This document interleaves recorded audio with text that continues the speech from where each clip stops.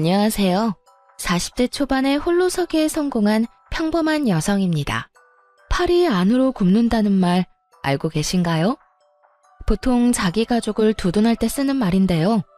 오늘 그 때문에 패가망신한 시댁에 대한 사연을 여러분에게 들려드릴까 해요.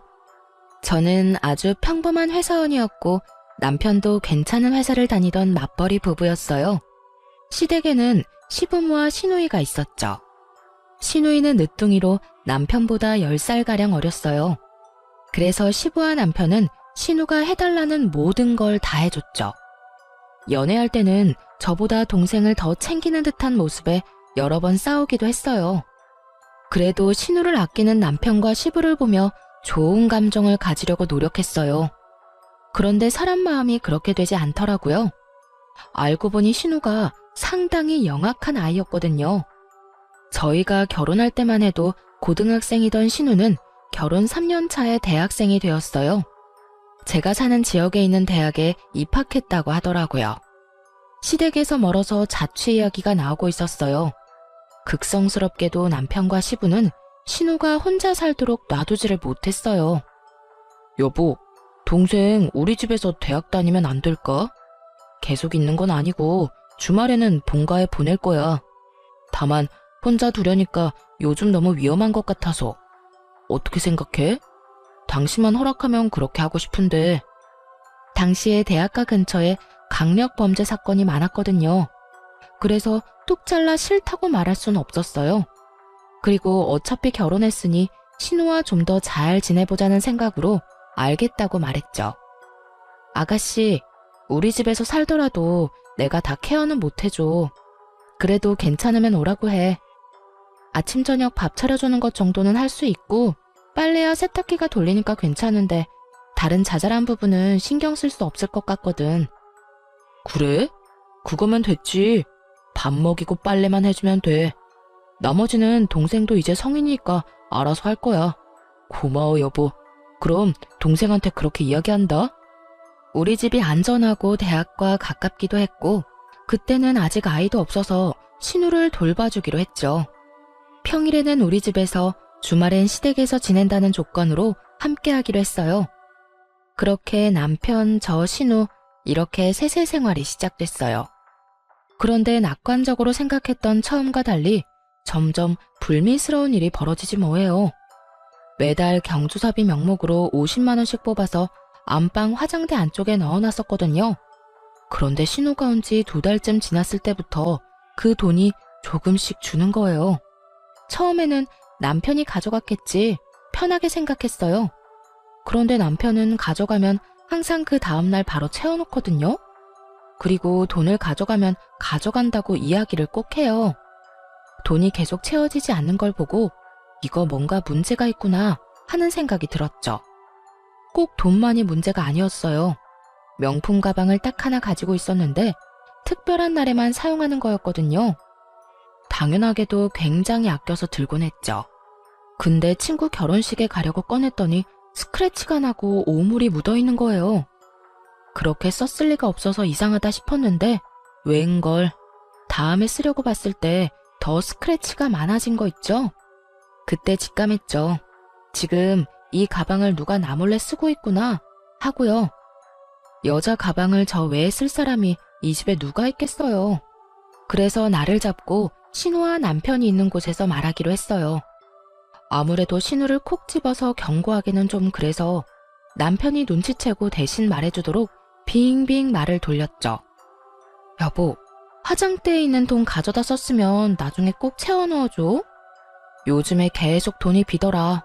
거의 2, 30만 원씩 비던데? 당신 요즘 무슨 문제 있는 건 아니지? 돈이 빈다고? 내가 가져간 거 아닌데?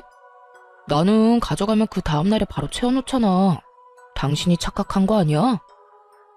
내가 돈 갖다 놓는데 착각할 일이 없지. 지금 5달째 2, 30만 원씩 계속 비었어. 그러면서 슬쩍 신우를 봤는데 아무 말 못하고 은근슬쩍 자리를 뜨려고 하더군요. 이 와중에 남편 놈은 그게 신우 짓이라는 것을 아예 생각도 못하고 있었고요.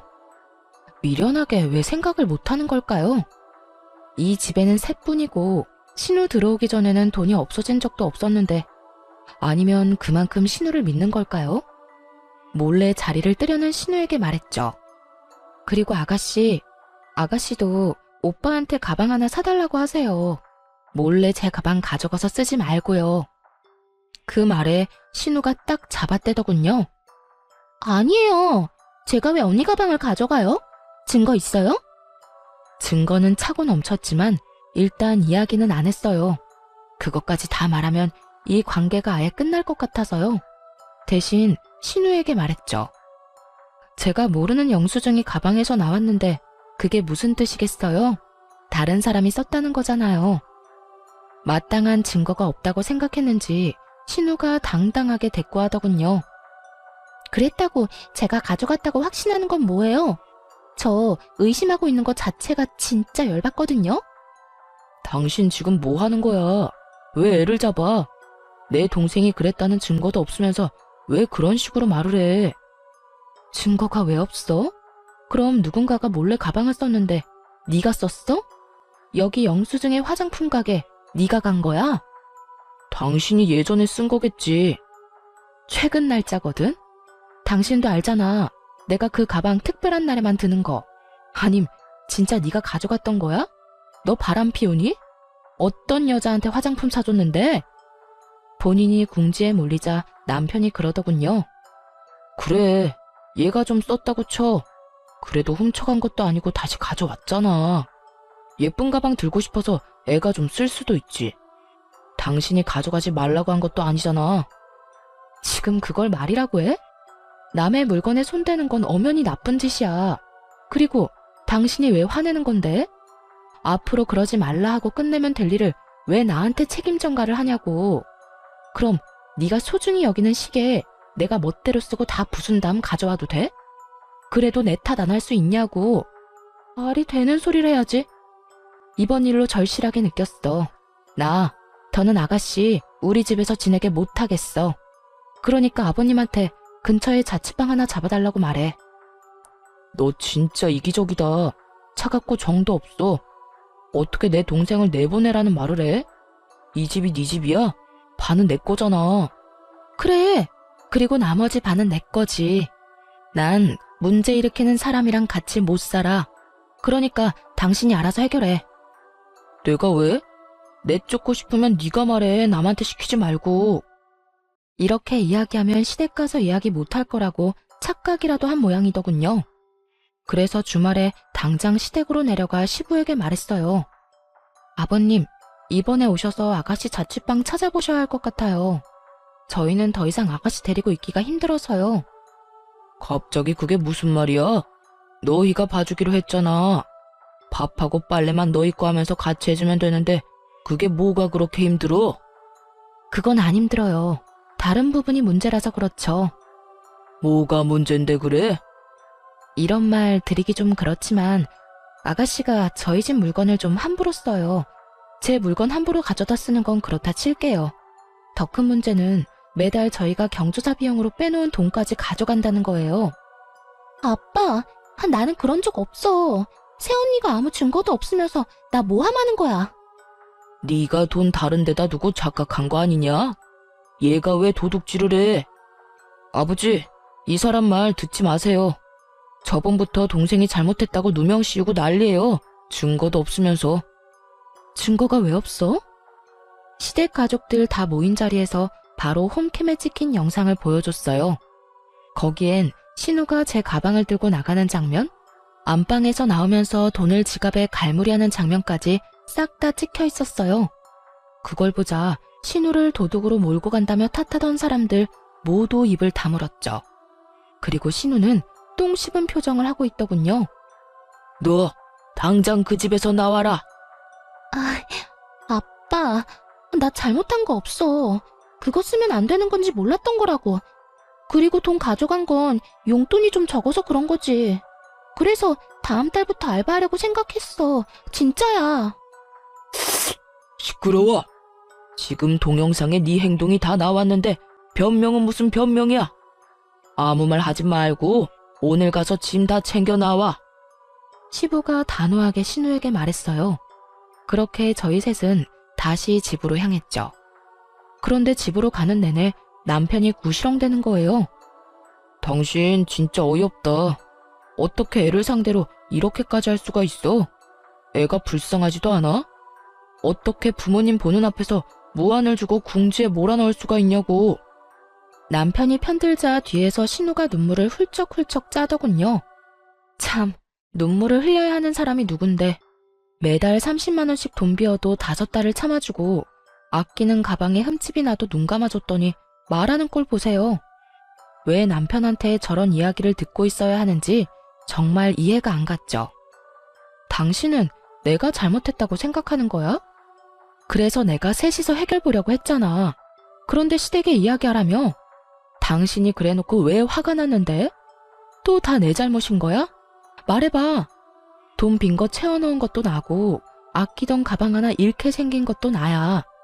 이 집에서 제일 잃은 게 많은 사람은 난데 왜 화를 내면 안 돼?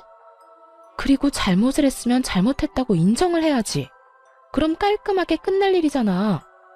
그걸 못해서 가족들 앞에서 창피를 당한 게 어디 내 탓인가? 당신이며 시부모님이며 애를 오냐오냐 키우니 이러지. 애가 무슨 짓을 해도 혼 안 날 거라 믿고 저렇게 나쁜 짓을 하잖아. 잘못된 걸 알려주지 않고 두둔만 하는 당신이랑 아버님이 제일 잘못됐다고 봐. 분명히 나중에 문제될 거 뻔한데 당신 가족들만 모르잖아. 당신이 그렇게 잘났어? 남 잘못한 거 콕콕 집어주면서 무안하게 만드는 건 잘하는 일이야? 동생한테 잘 이야기해서 해결할 수도 있는 일을 왜 이렇게 크게 버리는 거야? 그리고 돈은 이제 현금으로 놔두지 마. 돈이 보이니까 애한테 가져가고 싶은 마음이 생기는 거잖아. 넌 불안한 마음도 안 들어? 네 동생한테 그 정도 자제력도 없다는 거야. 눈에 보이는 돈 갖고 싶다고 가져가면 직장에서는 어떨 것 같아? 잘 좀 생각해라. 진짜로 네가 네 동생 앞날 생각하면 따끔하게 야단쳐야 하는 거야. 지금 나한테 이럴 게 아니라. 그저 동생 감싸기에 급급한 남편놈과 저를 째려보는 신우. 답도 없는 두 명 때문에 한숨만 푹푹 쉬어댔어요. 돈 욕심도 많은데 반성은 전혀 하지 않는 신우의 미래가 뻔히 보였으니까요. 가족들이 저 모양이니 고칠 수 있는 기회도 없을 테고요. 신우와 가깝게 지내야겠다는 생각은 버리기로 했어요. 마침 그 생각에 신우가 확신을 주더군요. 집에서 짐을 챙겨 나간 뒤부터 장문의 문자를 보내기 시작했거든요. 언니가 무슨 자격으로 나를 내쫓아요? 거기는 우리 오빠 집이에요. 나는 함정에 당한 거라고요. 왜 카메라를 달아놓고 이야기 안 했어요? 나 골탕 먹이려고 그런 거죠? 그게 있다고 들었으면 그런 식으로 돈 빌려가려고는 안 했을 거예요. 이런 식의 어이없는 말들이었죠. 당연히 그 뒤에는 제 욕도 덧붙여져 있었고요. 새언니라고 부르기도 역겨워서 이제는 아줌마라고 부를게요. 아줌마, 저 아줌마 절대로 용서 못해요. 우리 오빠랑 헤어지도록 만들 거예요. 그리고 이런 식으로 신우 골탕 먹이는 거 아줌마네 엄마도 알아요? 나중에 아줌마도 나처럼 가족들 앞에서 죽을 만큼 부끄럽게 될 줄 알아요. 하긴 아줌마네 가족도 똑같이 뻔뻔하겠지. 안 그래요? 오빠는 왜 이런 사람이랑 결혼했는지 몰라? 2번 다시 내 앞에 얼굴 보이지 마세요. 하나부터 10까지 일방적인 비방만 가득한 문자였습니다. 그리고 자기가 잘못했다는 말은 하나도 없더군요. 답장은 단 한 번도 보낸 적 없어요.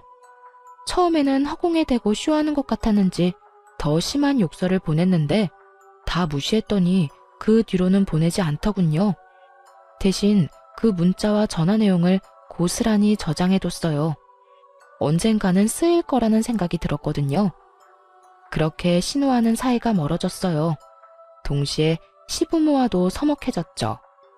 그분들은 어른인 제가 신우를 감싸주지 못했다며 탓하고 싶었던 모양이에요. 신우가 잘못했다는 걸 뻔히 알면서도 말이에요. 하지만 실제로 피해를 입은 건 이쪽이니까 뭐라 말은 못하더군요. 쪼잔하게 행동과 표정으로 탐탁치 않아 한다는 걸 보여줄 뿐이었죠. 그리고 신우는 대학 2학년 때 중퇴를 했어요.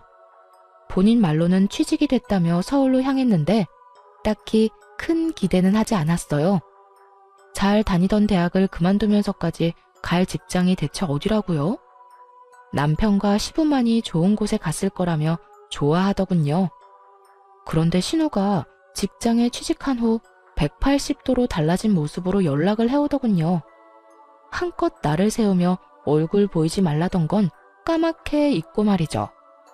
언니, 잘 지내요? 요즘 많이 바쁘죠? 제가 취직한 건 알고 있죠? 사실은 오빠한테도 곧 말할 건데 투자와 관련된 회사에 취직을 했어요. 그래서 짜투리 돈이라도 있으면 저희 쪽으로 투자하라고 연락한 거예요. 수익 진짜 확실하고요. 가족이니까 더 잘해줄 자신 있어요. 딱 들으니 의심스러운 말투였지만 웃으며 이야기했죠. 아가씨, 그런 돈이 있으면 이렇게 힘들게 살겠어요? 남편도 얼마 전까지 실직 상태였던 건 알죠? 6개월 동안 저 혼자 벌어서 생활하느라 돈이라고는 눈 씻고 봐도 없어요. 그때 빌린 돈 갚느라 힘들고요. 만약 돈이 생기면 직접 아가씨한테 연락할게요. 그렇게 돌려서 거절했어요. 남편이 중간에 갑작스럽게 퇴사를 하고 나오는 바람에 실제로 돈도 없었고요. 그러고도 결국 돈이 모자라 그 뒤치다꺼리를 얼마나 했는데요. 어느 정도였냐면 친정 부모님에게까지 돈을 빌렸었거든요. 결혼할 때 아파트 비용으로 1억 정도 마련해 주시느라 많이 애쓰셨는데 그런 상태에서 2천만 원을 더 빌려서 써서 미안한 마음뿐이었어요. 그래서 최대한 빨리 돌려드릴 생각으로 약 1년간 돈을 모으고 있었죠. 그렇게 신우와의 통화를 끊고 남편에게 말했어요. 당신 혹시라도 아가씨가 투자하라고 하면 절대 하지 마. 알았지? 우리 지금 돈 갚는 것만으로도 버거워. 나중에 당신 돈 더 벌고 나서 목돈 좀 생기면 해주든지. 아무튼 지금은 절대로 먼저 나서서 할 생각 하지 마. 알았어. 내가 애야. 알아서 다 잘할 거니까 걱정 마. 남편은 호기롭게 대답했지만 왠지 모르게 걱정이 되기 시작했어요. 그래도 돈으로 사고 친 적은 없었으니 마음 편히 있었죠. 그런데 며칠 후 시부가 잠깐 시댁에 오라고 하더군요. 할 말이 있다고 말이죠. 무슨 일일까 하면서 갔더니 정말 어이없는 말을 꺼냈어요. 막내가 일하러 서울로 갔는데 자취를 해야 한다고 하네. 전세보증금 좀 빌려달라는데 우리도 돈이 별로 없어. 너희가 돈 좀 보태주면 안 되겠니? 그냥 달라는 건 아니고 빌려달라는 거야. 두 사람을 데려다 놓고 말하고 있었지만 실상은 저한테 하는 말이었어요. 남편이었다면 말할 것도 없이 무조건 빌려줬을 테니까요. 그래서 딱 잘라 거절했죠. 아버님, 죄송한데 안 될 것 같아요. 결혼 후에 남편이 실직하고 힘들 때 친정에서 돈을 좀 빌렸었거든요. 원래 쓸 곳이 있는 돈이어서 저희가 빨리 돌려드려야 해요. 아니, 꼴랑 6개월 쉬었는데 무슨 돈을 빌려? 너희 돈 모아둔 거 하나도 없었어? 결혼할 때 남편이 대출을 많이 끼는 바람에 대출금이 워낙 많아서요. 사실 제가 버는 것만으로는 생활비도 감당이 안 됐거든요. 게다가 실업급여도 받을 수 없었다고 했고요. 그래서 돈이 하나도 없는 거야? 너희 진짜 이렇게 살아서 어쩌려고 그러냐? 미래 좀 생각하면서 살아야지. 그러게 말이에요. 이런 변수가 있으면 돈 모으기가 어렵잖아요. 그냥 좀 참고 일하든 아니면 다른 직장 알아보고 나오든 해야 했는데 자기 마음에 안 든다고 남편이 무턱대고 나와버렸으니 어쩌겠어요. 게다가 오랫동안 일한 것도 아니고요. 남편은 결혼할 때 퇴사를 하고 그 퇴직금을 결혼 비용으로 사용했었어요. 그 다음 회사에서 3년을 일하다가 자기랑 안 만난다고 때려치우고 나온 거예요. 그러니 실업급여도 못 받고 퇴직금은 얼마 되지도 않았죠. 그렇게 나와서 6개월간 취직은 못했지. 돈은 매달 빠져나가지. 혼자 돈을 벌어야 했던 저까지 힘든 상황이었죠. 자기 아들 잘못이니 시부도 더 말을 못하더라고요. 시댁에서 나오면서 남편에게 말했어요. 통장에 모아둔 돈 있지? 그거 나한테 줘. 다음 달 월급이랑 보너스 나오면 2천만 원 만들어서 엄마한테 보내주게. 그 돈 꼭 지금 줘야 해? 어머님이 우리한테 지원해 주신 걸 수도 있잖아. 전화해서 한번 여쭤봐. 그냥 주신 거 아니었냐고. 갑자기 그게 무슨 소리야? 너 설마 그 돈 썼어? 아니, 그게 동생 빌려줬어. 미쳤어? 그 돈을 왜 네가 맘대로 빌려줘? 그럼 어떡해, 동생이 급하다는데. 나라고 그냥 아무 생각 없이 줬겠어? 솔직히 당신도 그냥 말만 그렇게 한 거잖아. 무조건 친정에 갚도록 만들려고. 원래 이런 돈은 그냥 고맙습니다 하고 받아서 쓰는 거야. 그거 우리 부모님 전세 재계약할 때 쓸 자금이거든? 미친놈아. 네가 뭔데 우리 부모님 돈을 멋대로 쓰고 난리야. 이미 빌려줬어. 그건 당신이 알아서 처리해. 그리고 부모 자식끼리 돈 좀 빌려주고 늦게 갚을 수도 있는 거지. 미친놈. 답이 안 나오더라고요. 너무 열받아서 그 다음날 연차 쓰고 집에 와서 뭘 했는 줄 아세요? 남편이 아끼는 물품들 사진 찍어서 중고 어플에 올렸어요. 고가의 시계부터 얼마 전에 직접 구매한 스타일러까지 싹 다요. 그리고 남편에게 어플 캡처를 보내주며 돈 안 갚으면 이것들 진짜 팔겠다고 했죠. 남편이 기겁하고 전화를 하더군요. 당신 미쳤어? 그걸 왜 팔아? 아직 할부도 다 안 끝난 건데. 너는 그럼 내 허락 받고 그 돈 아가씨한테 빌려줬어? 네가 한 짓이랑 똑같은 짓 한 거야. 당장 돈 가져와. 안 그러면 지금 여기 세워져 있는 당신 차도 팔아버릴 테니까. 아니, 동생한테 돈 좀 빌려줄 수도 있지. 다른 데 쓰는 거 아니고 전세 보증금이라잖아. 사람이 왜 이렇게 못났어? 그럼 당신은 우리 엄마 아빠 책임질 거야? 전세 재계약 못해서 길거리에 나앉으면 책임질 거냐고. 이쪽도 생계가 걸린 문제야. 아가씨 도와줄 돈 없으면 대출을 받든가 하지. 왜 친정돈을 건드리는 건데? 내가 책임지면 되잖아. 거짓말인 거 다 알아. 전세 계약금을 누가 2천만 원이나 올려받아? 장인 장모가 그 집에서 얼마나 사셨는데 말이 되는 소리를 해야지. 네가 친정에 돈 갚아주고 싶어서 그러는 거지? 네가 책임진다고? 그래, 그렇게 되면 책임진다고. 그러니까 내 물건들 팔 생각 절대 하지 마. 어쨌든 돈은 절대 못 돌려준다 이 말이지? 대신에 책임진다고. 뻔뻔한 남편의 말에 너무 열받았어요. 책임지겠다? 말은 누가 못해요. 그래서 친정 부모님한테 우리 집으로 들어오시라고 했어요. 전세 재계약 기간이 2달 정도 남긴 했는데 그 전에 돈을 돌려받아야 하잖아요. 부모님이 집으로 오시니 남편 놈 얼굴이 가관이더군요. 당장 들어오실 줄은 생각도 못했던 것 같더라고요. 책임진다며. 앞으로 2달 안에 돈 안 주면 이렇게 계속 살 거야. 얼굴 좀 보고 익숙해지라고 부모님 불렀어. 아이고, 이서방. 잘 부탁하네. 빌려간 돈만 돌려주면 우린 다시 돌아갈 거니까 너무 걱정 말고. 자네가 어련히 다 알아서 잘하게 했지. 그렇지 않은가? 친정아버지 말에 남편놈이 열받아서 저를 끌고 밖으로 나가더군요. 당신 미쳤어? 장모님이랑 장인어른을 여기 데려오면 어떡해? 책임진다며. 돈 안 갚는 대신에 책임진 데서 모셨어. 당신 말대로 했는데 뭐가 문제야? 아, 당신 진짜 너무한다. 동생한테 빌려준 게 그렇게 고가웠어? 이해해줄 때도 됐잖아. 난 이해 못하겠으니까 혼자서나 이해하시고요. 돈이나 다시 달라고 해. 허락도 없이 남의 돈으로 선심 쓴 주제에. 돈 넘지 마. 너 이 돈 받아가면 우리 이혼이야. 아무리 그래도 이건 좀 아니지. 나도 여태 많이 참았어. 네가 내 욕하고 우리 집 무시한 거 모를 줄 알았어? 이미 동생한테 이야기 다 들었거든. 그나마 당신이 우리의 엄마라서 여태 참았던 것뿐이야. 맹세코 신우에게 그런 이야기를 한 적 없어요. 솔직히 하고 싶은 말은 너무도 많았지만 참은 거죠. 남편 욕이 제 얼굴에 침 뱉는 것밖에 안 된다는 걸 아니까요. 그래서 친구나 가족한테 말도 못하고 끙끙 앓을 수밖에 없었어요. 게다가 사이가 나빠서 연락도 안 했던 신우한테 그런 이야기를 했다? 신우 연락은 무시하면 무시했지 누가 붙잡고 미주알 고주알 이야기한대요? 그러고 싶은 마음조차 없었는데 이런 말을 들었다 하니 참 웃긴 일이었죠. 신호가 없는 말 만들어가며 이간질 시킨 게 분명해 보였어요. 한창 욕이 가득한 문자 보내던 때 이혼시키겠다고 으름장을 놓았었잖아요.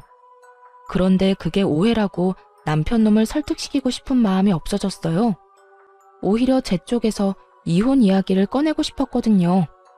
이렇게 살다간 진짜 화병으로 죽는 게 아닐까 하는 생각이 들었으니까요. 그래? 그럼 증거 가져와. 나도 증거 모아서 이혼 소송할 테니까 어디까지 가나 한번 해보자고.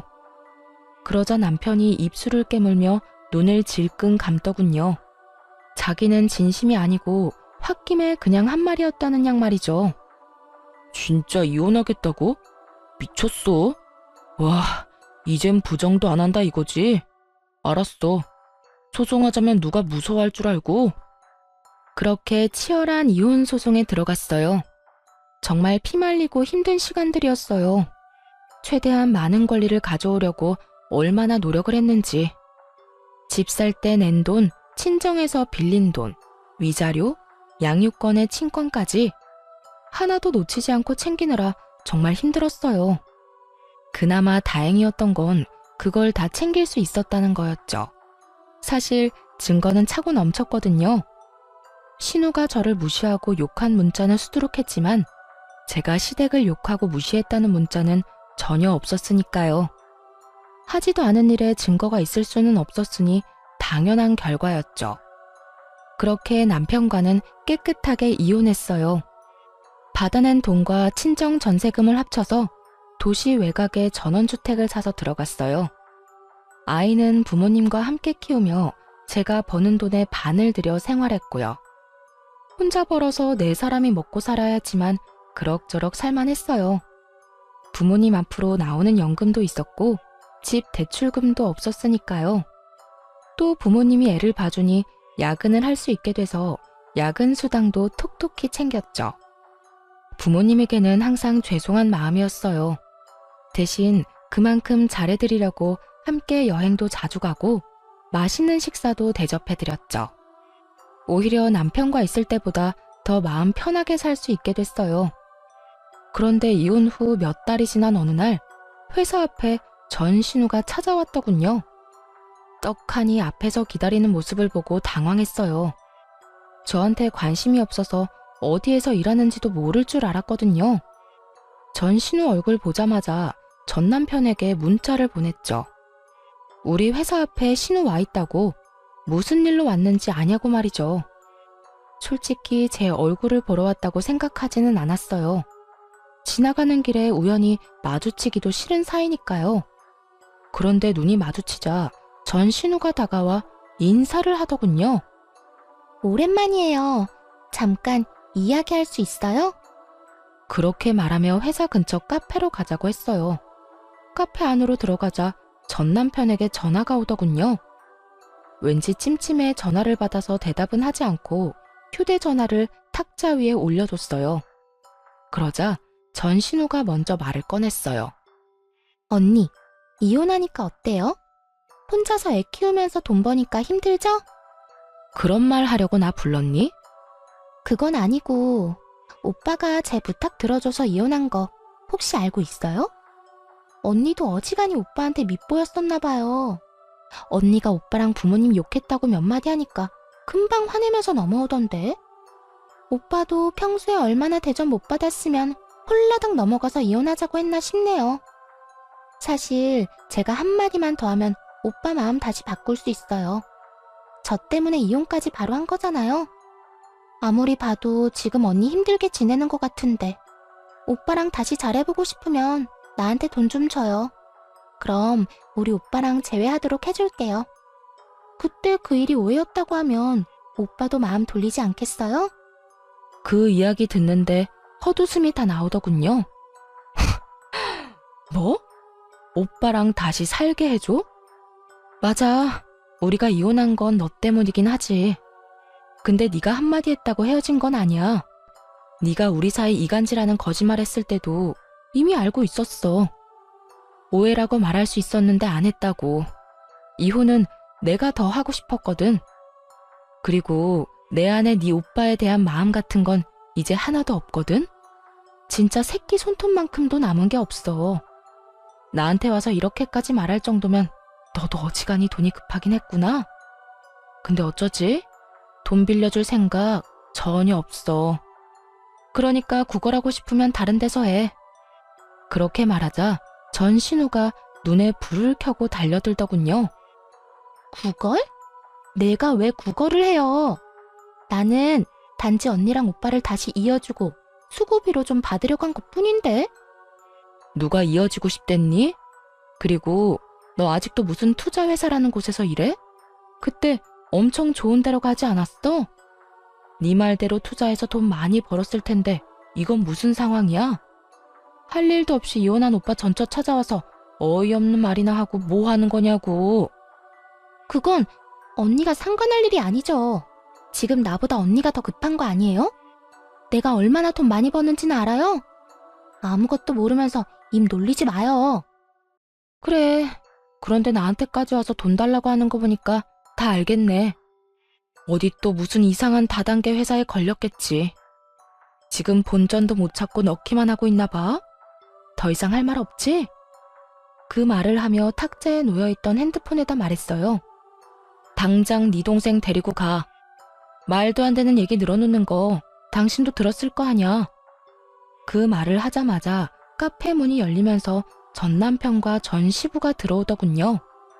아까 문자로 장소도 함께 보냈는데 이렇게 일찍 도착한 걸 보면 바로 여기로 향한 모양이었어요. 그런데 두 사람 몰골이 참 상거지가 따로 없더군요. 전 시부와 전 남편을 보더니 전 신우가 황급히 일어나 도망치려고 했어요. 그러자 전 시부가 달려가 전 신우를 붙잡았어요. 야, 너 왜 여기 와서 이러고 있어? 당장 집에 가. 지금 여기서 이럴 때가 아니야. 돈 어떻게 된 거야? 응? 우리가 너한테 투자하라고 준 돈 말이다. 진짜로 너 다단계에 돈 넣었어? 전 시부가 전 신우에게 윽박 지르는 거 처음 봤어요. 표정이 완전 악귀가 따로 없더군요. 그런데 전 신우가 눈 하나 깜빡하지 않고 대들었어요. 그런 거 아니라고 했지? 진짜 투자한 거라고. 그리고 투자했으면 손실이 좀 나더라도 감안해야 하는 거 아니야? 원금보다 더 많이 돌려받을 거라는 보장을 한 적은 없잖아. 어쩌면 많이 받을 수도 있다고 한 거지. 쓰레기 입에서 나온 쓰레기 같은 말에 저도 모르게 풋 하고 웃어버렸어요. 그러자 전 남편이 그러더군요. 미안하다. 얘 찾고 있는 중이었는데 연락해줘서 고마워. 애는 잘 크고 있지? 잘 크고 있어. 아빠라는 단어는 입 밖에도 안 꺼내니까 당신이 걱정할 필요는 없고. 근데 동생은 왜 찾고 있었던 거야? 전 남편은 난감한 듯 한숨을 푹 쉬며 말하더군요. 그게 돈을 좀 많이 빌려줬는데 그 뒤로 잠수를 탔거든. 그 바람에 아버지가 많이 고생하셨어. 그래서 당신 연락 받자마자 아버지랑 같이 온 거야. 그런데 나 궁금한 게 하나 있는데 당신 동생이 나랑 당신 사이 이간질한 거 알고 있었다며. 그런데도 왜 나랑 이혼한 거야? 그걸 몰라서 물어? 동생 자취해야 한다고 우리 집에 줘야 할 돈을 멋대로 동생한테 줘버렸잖아. 당신이 나 몰래 돈 빼돌려서 쓸 사람이 아닌데 말이야. 당신 가족 모두 당신 동생한테 간이며 쓸개며 다 빼줄 것처럼 구는데 딱 봐도 조만간 집 망하겠구나 싶었지. 게다가 신우가 우리 집에서 벌인 일도 있었고. 나는 신우를 못 믿었고 당신은 신우를 너무 믿었던 거야. 그 거리를 도저히 메울 수가 없겠더라고. 게다가 신우가 돈 좀 빌려달라고 투자하라고 말할 때부터 불안했어. 사이가 안 좋은 나한테도 그러니까 욕심이 많구나 하는 생각도 들었고. 당신이 그게 오해였다고 한마디라도 말했으면 난 이혼 안 했을 거야. 전 남편이 한껏 억울한 듯 소리를 지르며 말하더군요. 그의 힘껏 고개를 저으며 말해줬죠. 아니, 넌 분명히 내 말 못 믿고 동생 말 믿었을걸? 먼저 마음을 닫은 쪽은 너야. 그래서 나도 이혼 이야기 나왔을 때 굳이 오해를 정정 안 한 거고. 네가 나를 못 믿는데 왜 내가 그런 이야기를 해줘야 해? 그럴 필요 못 느꼈어. 그걸로 답이 됐어? 돈을 얼마나 뜯겼는지는 모르겠지만 왜 내 탓을 하는지 모르겠어. 그리고 처음에 이야기했지. 당신 동생이 뭐라고 하든 투자 같은 거 하지 말라고 신신당부를 했잖아. 그때 뭘 했어? 알아서 한다고 그랬어, 안 그랬어? 그래서 이 꼴이 난 거야? 대체 얼마나 뜯어갔길래 두 남자가 여자애 하나 붙잡으려고 뛰어왔을까 싶네. 그래, 내 탓이지. 당신 말 믿고 동생 멀리 했으면 이런 일 없었을 텐데. 나 사실 당신이랑 이혼하고 나서 집 판 돈 동생한테 다 투자했어. 아버지도 있는 돈 없는 돈 다 끌어서 투자하고. 처음에는 이자람에 얼마씩 주더니 3달 뒤에 연락 뚝 끊고 사라지잖아. 우리가 얼마나 놀랐는지 알아? 나중에 알았어.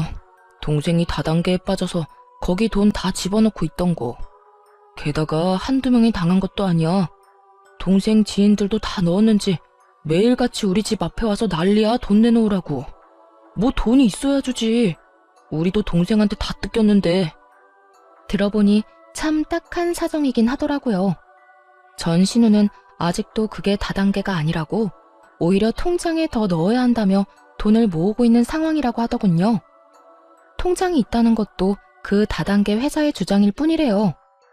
수익도 마찬가지로 거기서 주장하는 것일 뿐이랍니다. 어차피 출금이 불가능한 돈이라서 자기 손에는 한 푼도 안 남는다는데 그걸 알고도 모른 척 하는 건지 진짜 모르는 건지 모르겠어요. 집을 풍비박산 내놓고도 정신을 못 차린 것 같았죠. 그렇게 전 시부와 전 남편은 돈만 넣고 있다가 전 신우가 사라지니 깜짝 놀랐겠죠.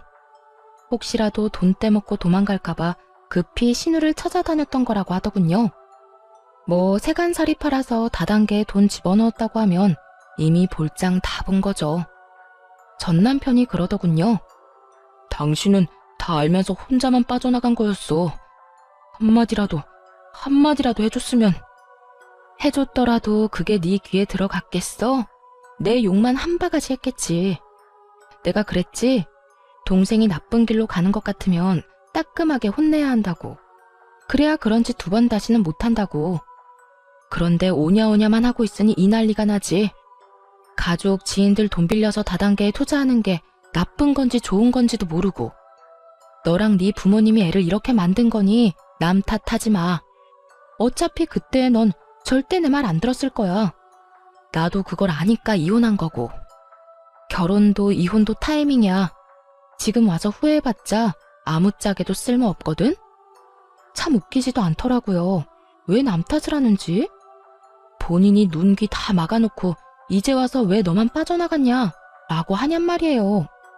저도 편하게 빠져나간 건 아니잖아요. 실컷 시댁에서 욕먹고 가진 거라도 지키려고 악착같이 애쓰면서 벗어났는데 엄청 편하게 살다가 이기적으로 혼자서만 빠져나간 것처럼 말하다뇨. 하여튼 가해자들은 절대로 모르는 법이에요.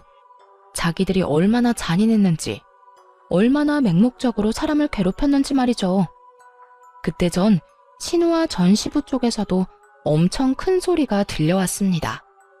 이거사, 내가 너를 어떻게 키웠는데 이렇게 배신을 해?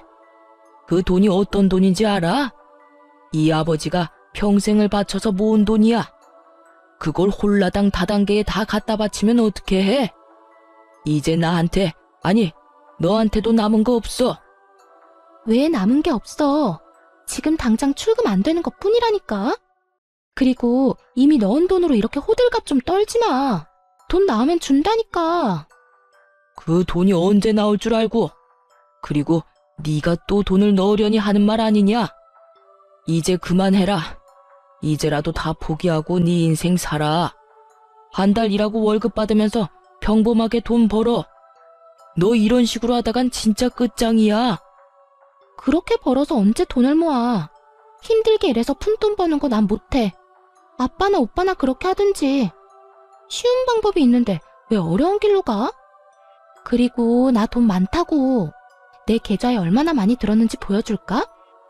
전 신우는 절대로 그게 다단계가 아니라고 생각하는 것 같더라고요.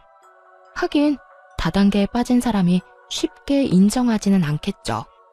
사이트 터지고 피해자들이 여기저기 나타나면 그제야 당했다는 걸 알 테니까요. 그 전에는 아무리 주변 사람들이 이야기해줘도 안 믿는데요. 그저 돈 잘 버는 자기를 시기해서 하는 말이라고만 생각한다고 하더라고요. 그렇지만 전신우는 피해자인 동시에 가해자잖아요. 그러니 주변에서 아무리 말해도 듣지 않는 거겠죠. 죽었다 깨어나도 자기가 잘못했다는 걸 인정하고 싶지 않을 테니까요. 그렇게 돈이 많으면서 왜 사람들 만나서 돈을 빌려 이거 사? 그거 다단계야. 돈 절대 못 받는 거. 대학까지 가서 공부한 애가 왜 그걸 몰라? 중졸인 이 아빠도 아는 사실을. 너 지금 여기 와서 이럴 상황 아니야. 우리 집에 빚쟁이들이 얼마나 많이 찾아왔는지 알아? 지금 우리더러 돈 내놓으라고 네 가족이니까 책임지라고 아우성이야. 그건 어떻게 할 거야? 아, 몰라. 아빠랑 오빠가 어떻게든 해결해. 이제까지 문제 일으켜도 알아서 다 해결해줬잖아. 이번에도 그렇게 하면 되지. 뭐가 그렇게 큰일인데? 하던 대로 하라고 하던 대로. 그리고 나도 여기 온 거 그 사람들한테 돈 돌려주려고 그런 거야. 언니한테 돈 받아서 메꿔주려고 한 거라고. 근데 오빠는 도대체 뭘 어떻게 했길래 이렇게 정이 뚝 떨어지도록 만든 건데? 언니한테 뭐 여지라도 남겨놨어야 이용을 하든 말든 하지. 우와, 지켜보는데 머리가 다 아프더라고요. 쓰레기도 이런 쓰레기가 없었죠. 민폐갑, 진상 대마왕 이런 단어들이 절로 생각날 만큼 전신우의 행동은 민폐와 진상 그 자체였어요. 게다가 제 돈으로 빚쟁이들 돈 메워주려고 했다뇨. 그 빌어먹을 발상은 어디서 나오는 건지, 그리고 전남편과 이간질하려고 그렇게 애썼으면서 도리어 지금은 자기 오빠에게 왜 여지를 남겨두지 않았냐는 소리까지 하더군요. 필터 없이 더러운 생각을 입 밖으로 내는 전신우를 보며 전남편에게 말했죠. 참 잘 키웠다, 잘 키웠어. 만족하지? 너랑 네 부모님이 애 저렇게 만든 거야. 여동생이 싼 똥 열심히 치워봐. 직접 그런 미래를 만들었으니까. 너랑 이혼해서 정말로 마음이 놓인다. 안 했으면 어쩔 뻔했어? 이런 꼴을 나한테 보이면서 내 탓을 해? 너 양심은 있어? 내가 볼 때 저 정도면 병이야. 정신병원 입원이라도 알아봐야 하는 거 아니야? 하긴 말 안 해도 네가 잘 알아서 하겠지. 난 상관없는 사람인데 신경 쓸 필요는 없지. 전 남편은 쪽팔린 듯 고개를 숙이고 손바닥으로 연신 마른 세수만 하고 있더군요.